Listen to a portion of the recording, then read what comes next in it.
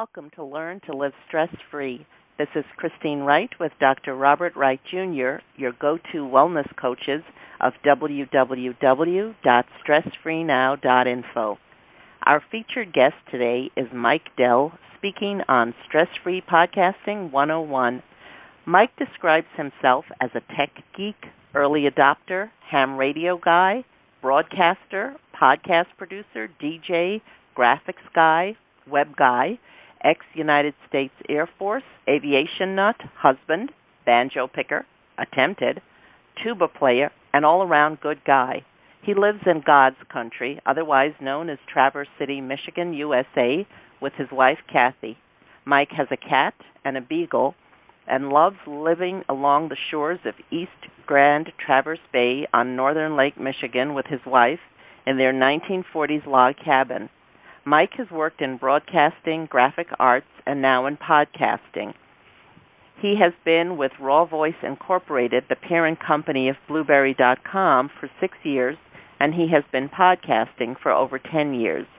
Mike, Bob, and I are happy that you are on our show today. Welcome. Thanks for having me. Thank you so much. We're so glad to have you on. And audience, you are in for a treat with Michael as our guest today. Michael, your biography tells our audience that you have had a wide range of work and other experiences. What led you to do the work that you're currently doing at Blueberry? Well, I started podcasting back in early 2005 when it was pretty much a new thing, and I got intensely interested in it. And some of my friends and other podcasters started Blueberry. Originally it was started as an ad agency for podcasters. So that, we would get, I wasn't there right at the beginning, but they would get advertisers for the podcasters.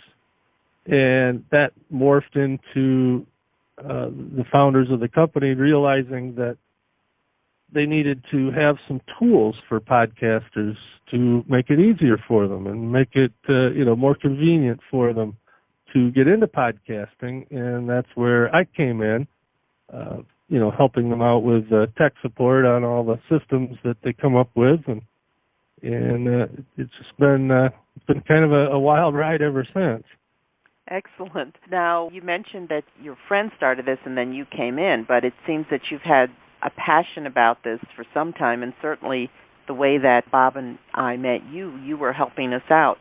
Has this always been your way, Mike, to be interested in helping people, and especially in crafting their podcasts?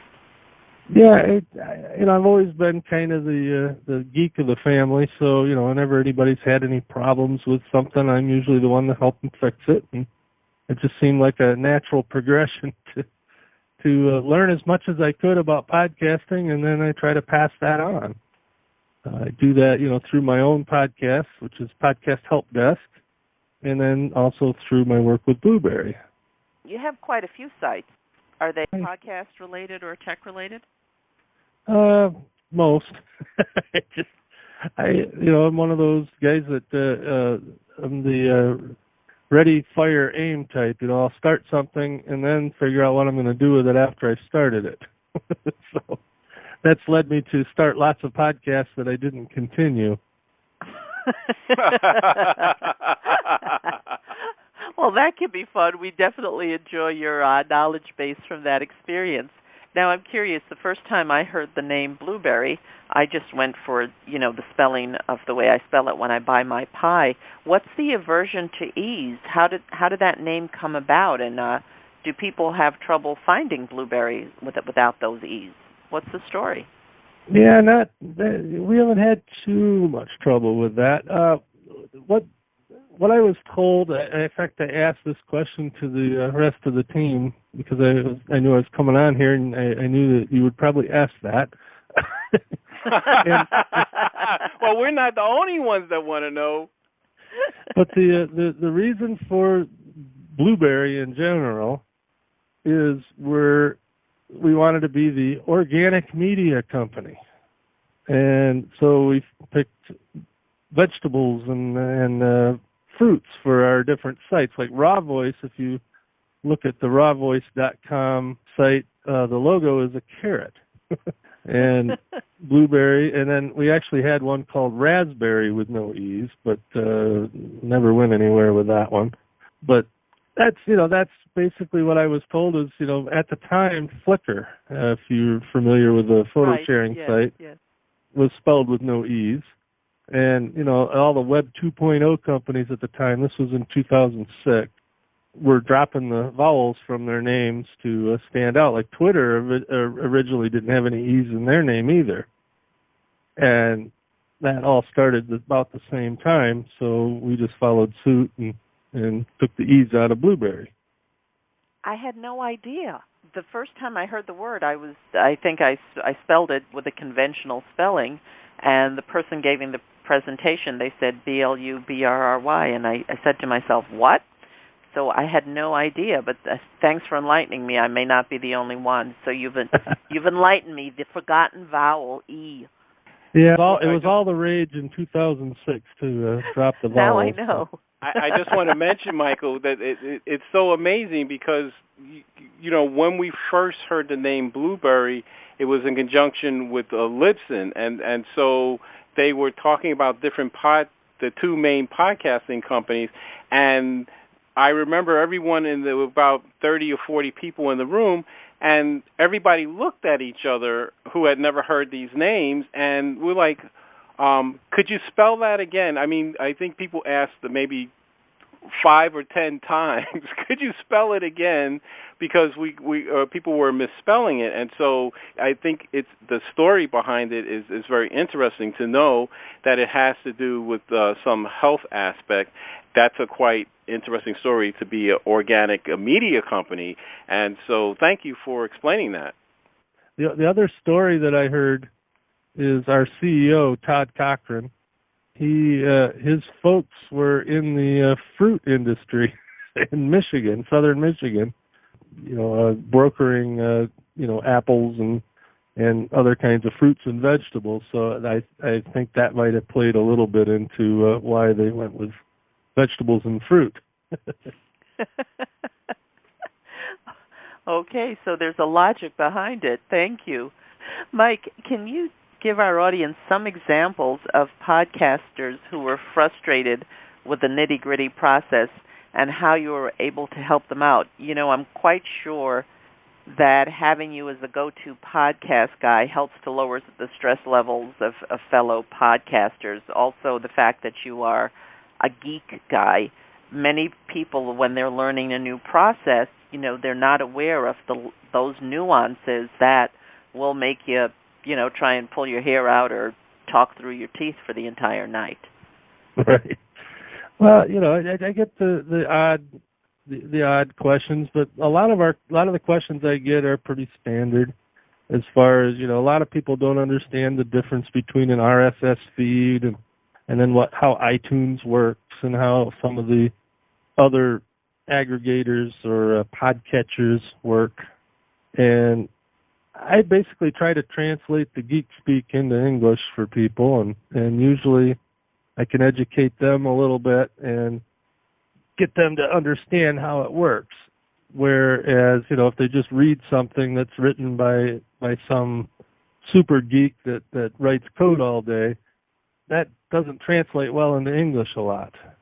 And, we try to write all the stuff on our website to a level where people that aren't necessarily techie can utilize it. When we first started with all the podcast services at Blueberry, pretty much anybody that was into podcasting was geeky, so we didn't have to dumb it down. And I'm not saying dumb it down in a bad way. What I mean is we didn't have to translate it to plain English as much as we do nowadays. Nowadays, people are coming into podcasting that just want to get their message out, and they don't want to have to fiddle with all the technical bits.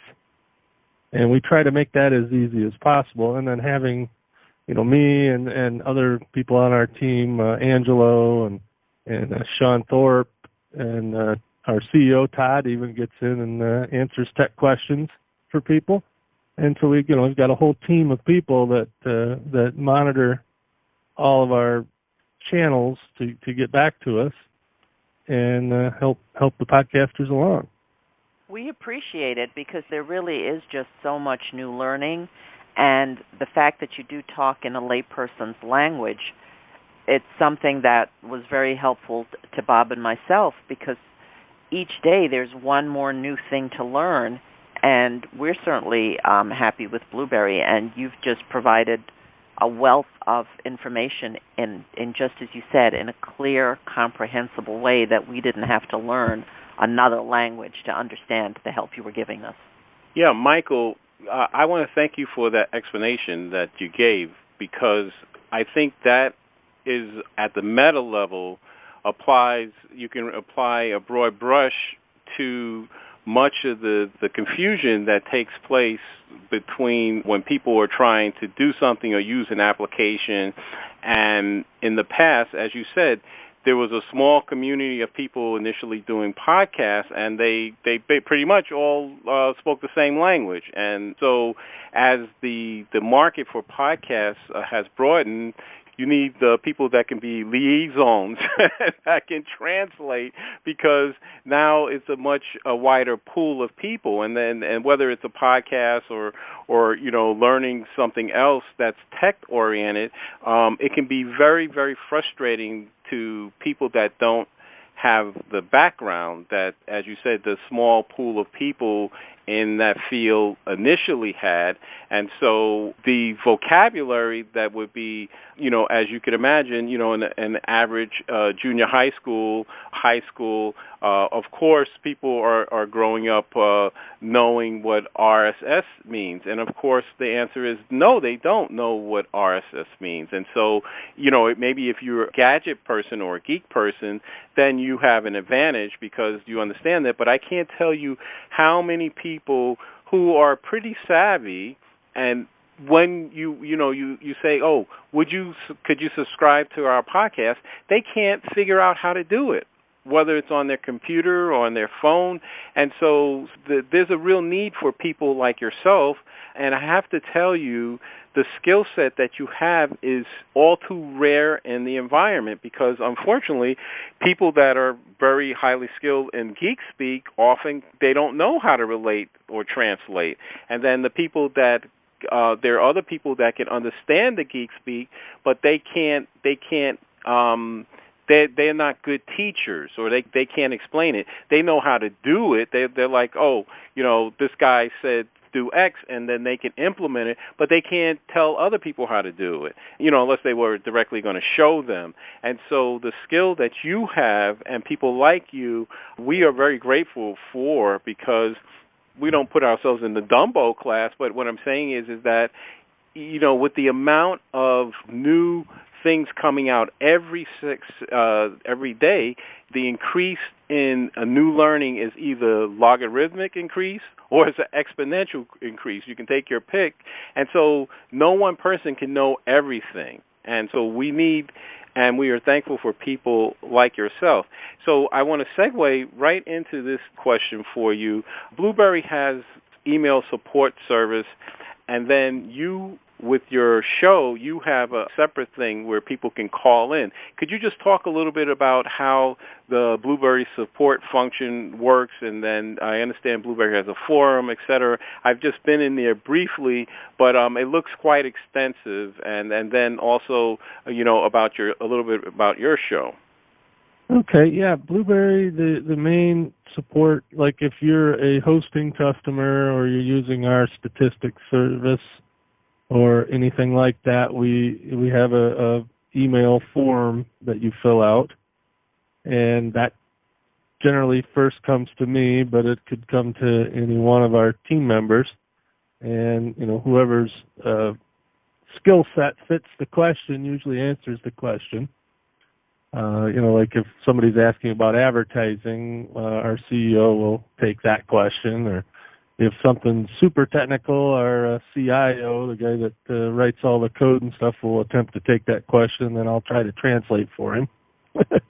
and then people that have just general podcast questions that maybe use our free plugin PowerPress in their WordPress site, or have other more general questions, we try to get them to go to our podcasting forum, which is at forum.blueberry.com, Blueberry no E's. And, we have staff members that just patrol that. When a new question comes in, chances are one of our staff will get to it before any of the other forum members do, because we've got Sean, who's in California, we got Todd that's out in Hawaii, and so we've got pretty much all the time zones covered as far as, when something comes in. And it works out well. We're pretty fast. Usually within 24 hours, somebody will have an answer to their question, usually before that. And then, now, I have a question for you, Michael. I don't know if you know the answer to this, but when we were first starting out, and I can remember very clearly, we were interested in the podcast. We had gone and we had seen a couple of presentations at some meetup groups where guys were doing podcasts and they were explaining, how it worked and what they were doing, and then the name of Blueberry came up.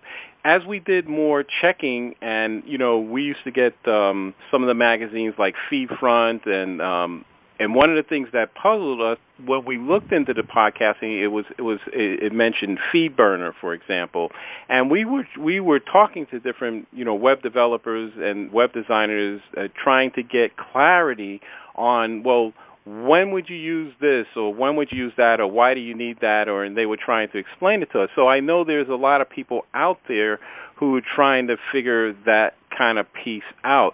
So here's my question here. So this is a two-pronged question. The first part of the question is that when we figured out that Blueberry PowerPress plugin was Blueberry, we said, oh, this is great. So my question is, how is it that Blueberry came to be the PowerPress plugin? So I don't know if you know the answer to that.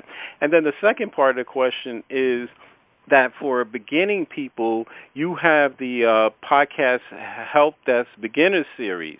So if you could just talk a little bit about how that came about, how you are working to help newbies in podcasting avoid the potential pitfalls or common frustrations that podcasters experience.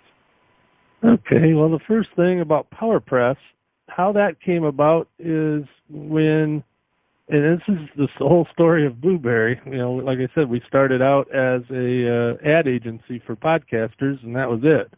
We didn't host podcasts. We didn't have a plug-in. We didn't have a directory, nothing like that.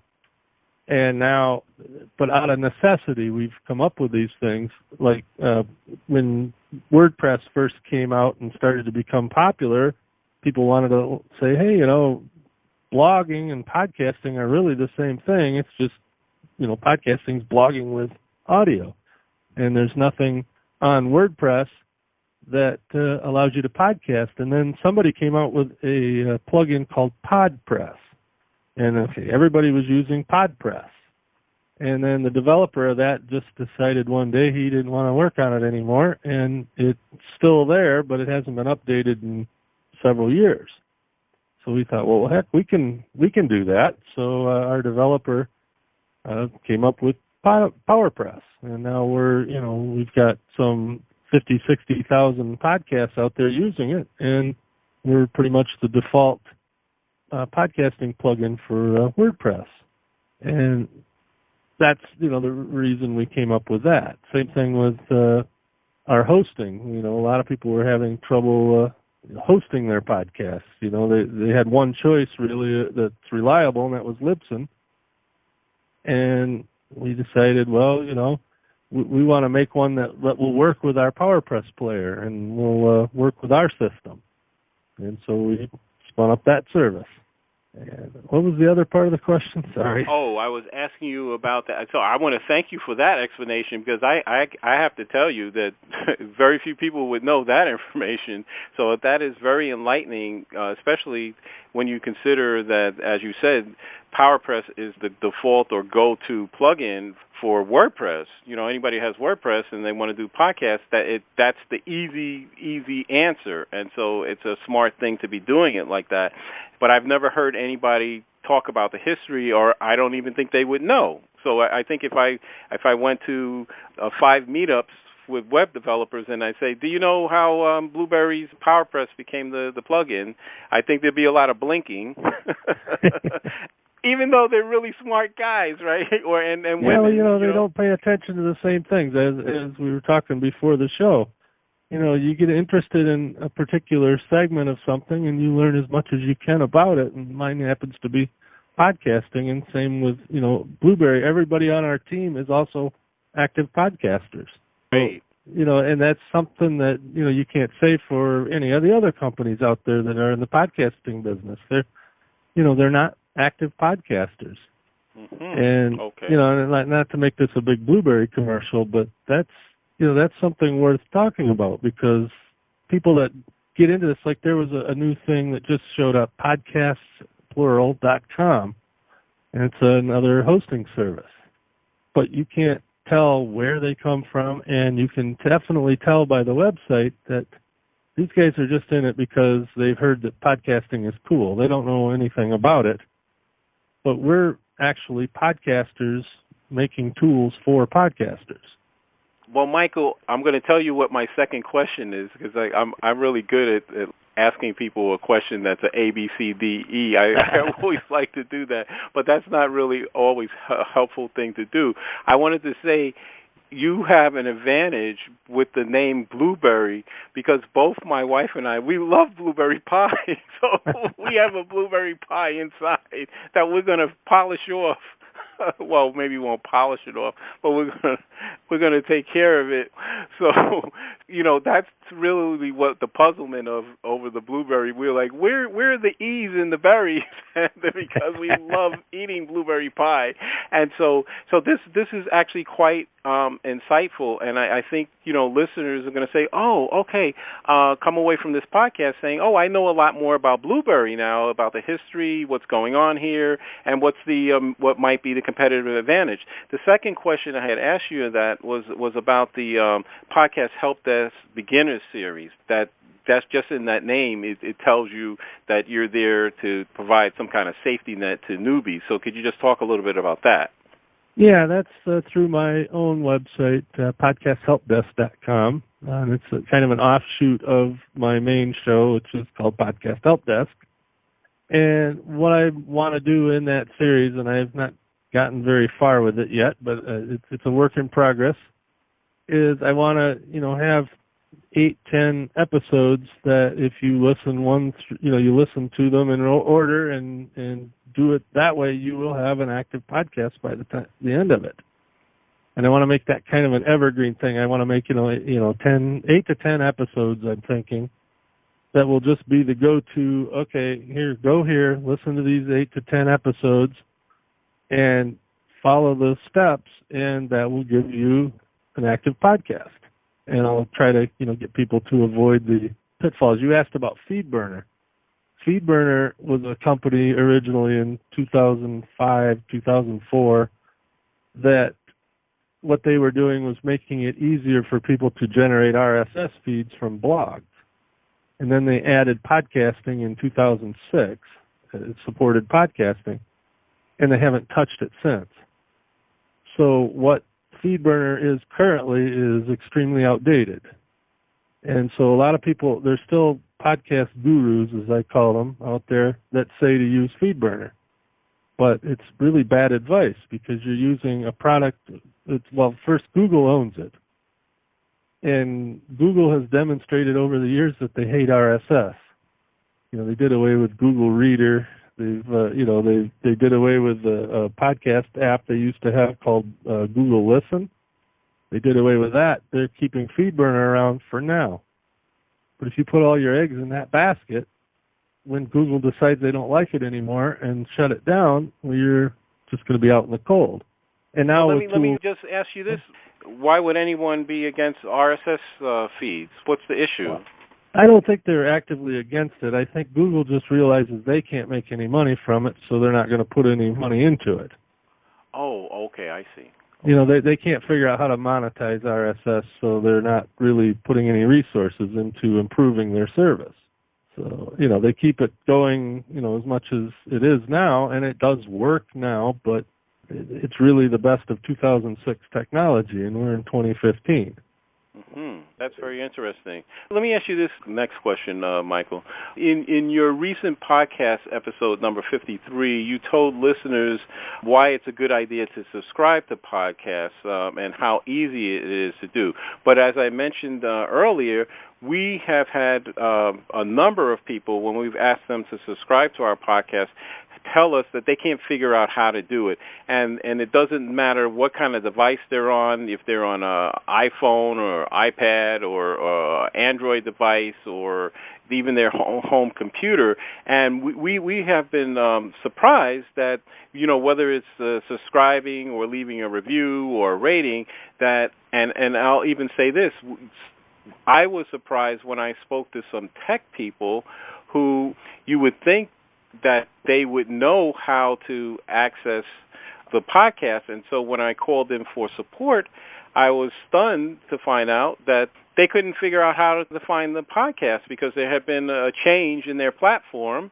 And so I said to them, well, if you're the tech guru and you can't find the podcast, how can someone go and find our podcast and to download, subscribe, or rate or review? Because I know that Blueberry doesn't have that issue. So the thing is, can you give the easy 1, 2, 3 no sweat study guide way to subscribing to podcasts? I think that would be very helpful to the listeners. Okay, well, on your particular podcast, I just went to your page, your podcast page on stressfreenow.info, and I'm looking at your episode number 14. Here on the page, and you'll see that there's a player at the bottom of the post, and below that it says play a new window and download. Those are links, and then below that there's subscribe links, and that's something that PowerPress provides you. And you'll see there's an iTunes link, an Android link, or just a plain old RSS link. If you are on an iPhone or you're on a computer with iTunes, either Windows or Mac, you click the iTunes button. And the iTunes button will open up the iTunes application and ask you if you want to subscribe to the podcast. And then from then on out, it's going to come to your iTunes application. And if you're on an iPhone, it'll come up with the podcast app, which is the default podcast app on iPhones, and it will ask you if you want to subscribe. You hit subscribe, and then it's always going to be in that podcast app. Every new episode will show up, and, as it's put out. So, like, whenever we release this episode that we're recording right now, if you're subscribed, you'll get it. And then the next one, and the next one. And, at that point, they don't have to do anything else to have it download to their device. And same thing with Android. There's an Android button. If you're on an Android phone, it'll pop up with the application you have on your Android phone. If you don't have one for podcasting, it will suggest some for you, and you download them right like that. And that's what I suggest all podcasters do, is have these links. You don't have to use PowerPress. You can podcast. There's other ways of podcasting, but make sure that you've got links to iTunes and Android and just plain old RSS for the more geeky people. But okay, so Michael, that's great. That was clear. But let me ask you this, because we've come up against this. If a person, I know this is probably rare, but some people still use desktops to access the internet, like we do. We use our desk computers to access things. Now, the reason I'm asking this question is because this is a question that people have asked us, and we didn't know how to answer it, in a clear way. When you're on a desktop computer and you go to our site, for example, on the RSS feed, it has at the top, there's a button that says Live Bookmark or something like that, I believe. Right. And so that tends to confuse people when they see that. So can you just explain that briefly? Yeah, the live bookmark is just it just puts a bookmark either up on the top row of your web browser, so you can always come back to that page. It doesn't really subscribe you to anything. But most desktop computers, either Windows or Macintosh, either come with or it's easy to get the iTunes application, and that's really the go-to one on desktops. And you download that. It's a free app or an application or program for your computer. And then there's an iTunes button on your site, underneath each episode player. And you click iTunes, and it'll open that iTunes application and subscribe you. So then all you have to do is go back to the iTunes application and see if there's any new ones. Does that help? Yes, that's beautiful, Michael. So I want to thank you so much for being our featured guest today, and I know people have enjoyed listening to you. I definitely enjoyed being here. Yes, Mike, we want to thank you for being on the show. Now, as I mentioned before, you have several different websites. What is the best way that our listeners can get in touch with you to find out about all things podcast in which you are so expert? Okay, well, for my own personal site, it's podcasthelpdesk.com. And if you're inquiring about anything Blueberry, you just go to blueberry.com and then click the contact form there, and that usually gets to me directly. Okay, excellent. Very good. Thank you so much. So, listeners, if you want to get in touch with Mike Dell to ask him a question, you can contact him at his site, which is podcasthelpdesk.com, or go to blueberry.com, no E's, and contact him through the contact form there. Mike, we really want to thank you so much for being on the show, and you've given me so much historical context of which I had not been previously aware. I now feel like a genius. I mean, you've really filled in the paint by numbers. So I just, is that where it came from? So I want to thank you. I really enjoyed all that you shared. Thanks again for having me. And being that podcasting's only 10 years old, and I've been in it for 10 years, I've seen all the history of it. So. Well, that means you're at least 10 years old. How's that? That's it. That's good. So, Michael, what final thoughts or key idea would you like our audience to take away from today's broadcast? Well, if you're interested in podcasting, the two things that I always try to tell people is, one, start. Don't get bogged down with, what microphone should I have, or what program should I use, and should I have a mixer, and should I have all this stuff. Almost every computer out there with a fairly inexpensive microphone can record a podcast. So record something. As far as getting it on the internet, that stuff can be as simple as you want it or as complicated as you want it. And to avoid stress and frustration, go simple first, and you can always add complication later as you understand it more. But the first rule in podcasting is to start. Record something. Great. I love that, Michael. I think, so listeners, I want to just tell you that this has been great to have Michael on. And so, audience, I want to thank you for listening, and I want to thank you again, Michael, for being our featured guest today. And I want to thank you, audience, for listening wherever you are in whatever time zone you're in right now. That's one of the main benefits of a podcast, that you can listen anytime at your convenience. We welcome and look forward to receiving your comments about our show.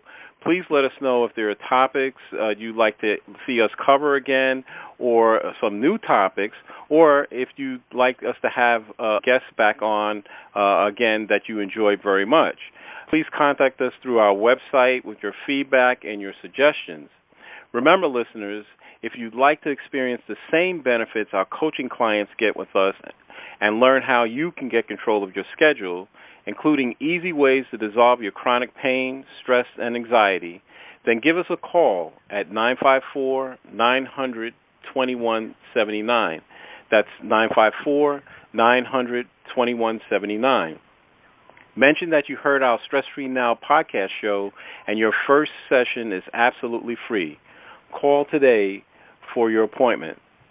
For Christine Wright, this is Dr. Robert Wright, Jr. of www.stressfreenow.info. Until next time, be safe and be well.